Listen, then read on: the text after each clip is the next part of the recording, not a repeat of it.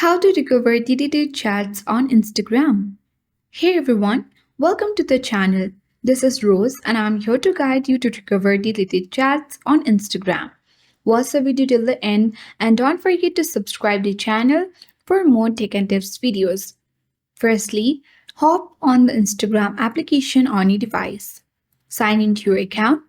Tap profile icon at bottom right corner of the screen. Select the three-line icon at top right corner of the screen. Tap Account Center. Scroll down. Tap Your Informations and Permissions.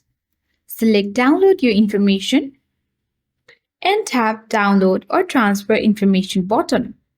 Select your account and profile and tap the Next button.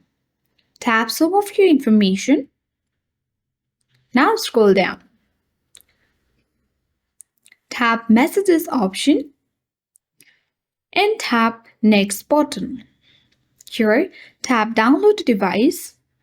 You can easily select the date range, notifications, email, format, media quality, and once done, tap Create Files button.